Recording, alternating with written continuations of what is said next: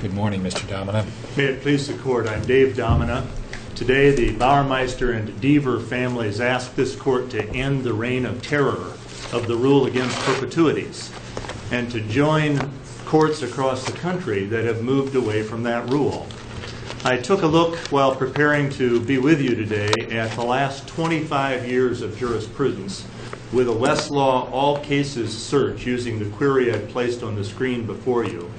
And I beg your pardon, can you move the screen a little bit to face the bench?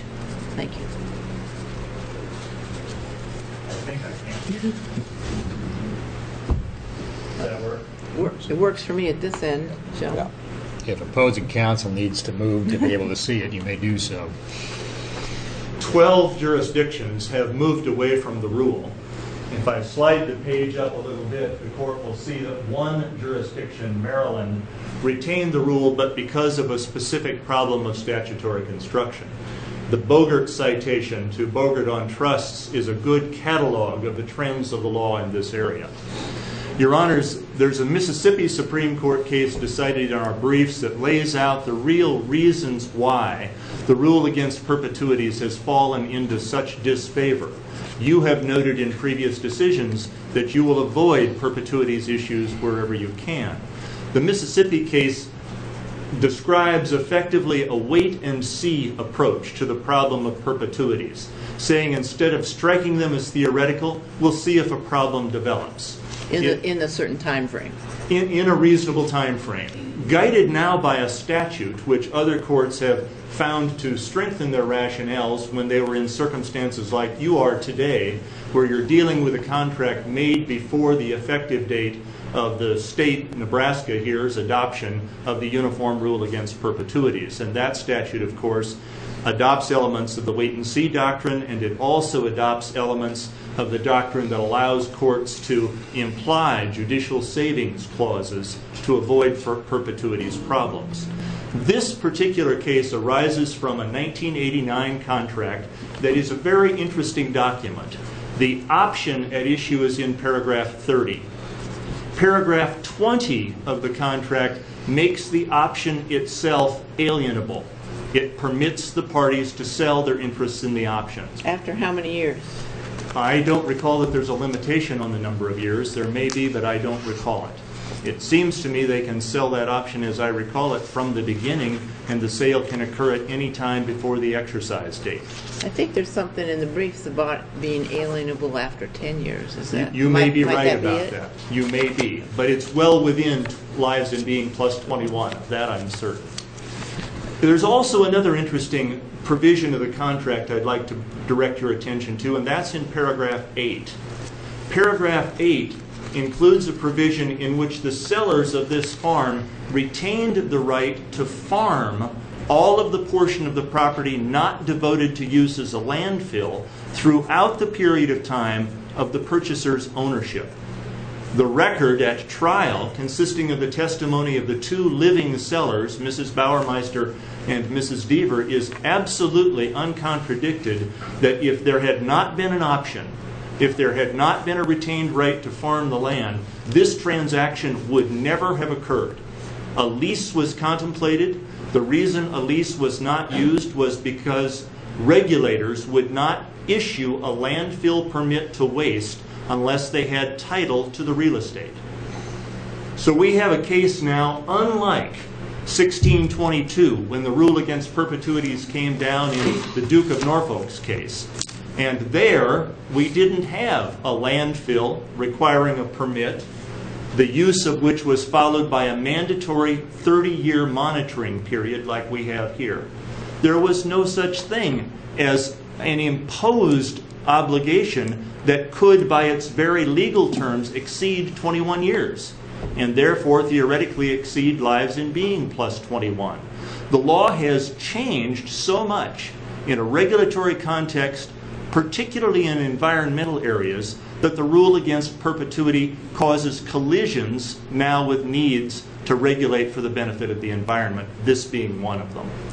There are a number of courts that said it doesn't make rational sense to apply the rule against perpetuities to commercial transactions where the parties negotiate at arm's length with equal bargaining power, with a view toward the long term about how they want to use the property, can envision the end of that use and can consciously and deliberately provide for the return of the property with an option.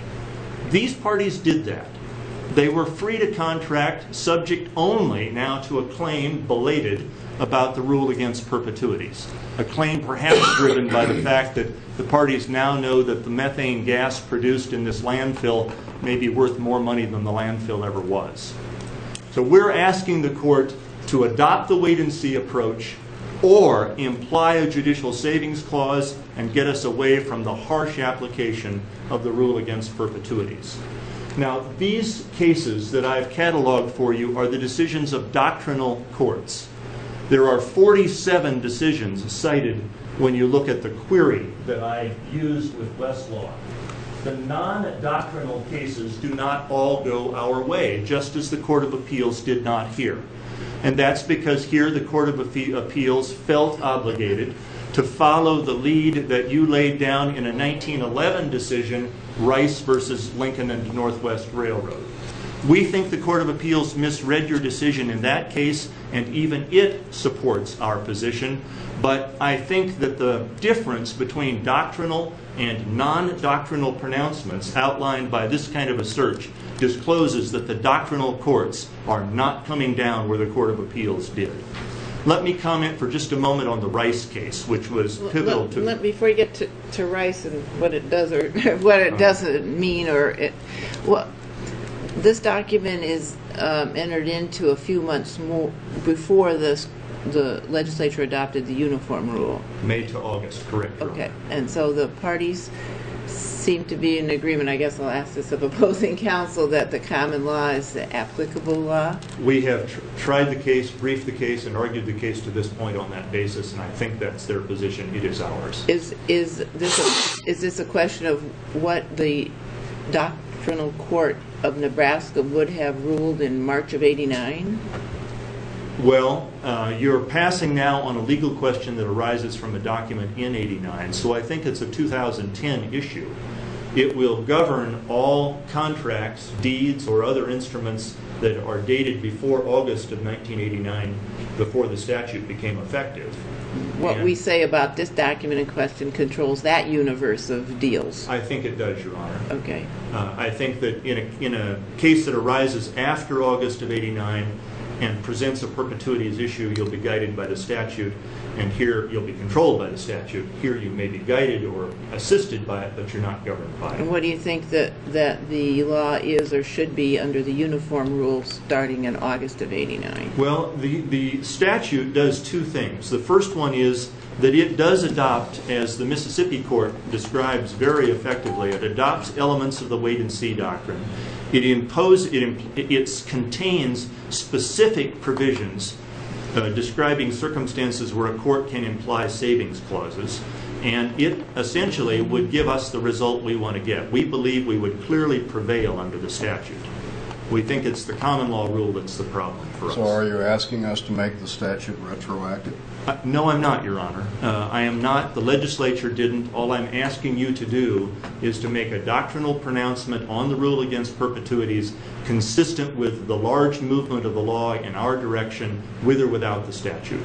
On this list of cases, some of those are decided after those states have uniform rules? Some are and some are not. For the most part, the states adopted the uniform statute between '85 and '89. Those are the dates I recall. So you're trying to put us... And that doctrinal pronouncement is what? What are you asking this court? That the rule against perpetuities does not apply strictly, that it will be avoided where possible, that instead of making a prospective decision from the date of contracting, the court will adopt a wait-and-see approach to see if a perpetuities problem develops. Where the original contracting parties exercise the option, no perpetuities problem develops. That's the case here, so we prevail. I might also add, Your Honor, as you consider a doctrinal pronouncement, that those courts and many courts that have adopted a rule that permits an implied savings clause say that the court should construe the contract to effectuate the intent of the parties. Where it's clear that the parties intended for there to be a valid option, you'll look for every way you can to give effect to that intent.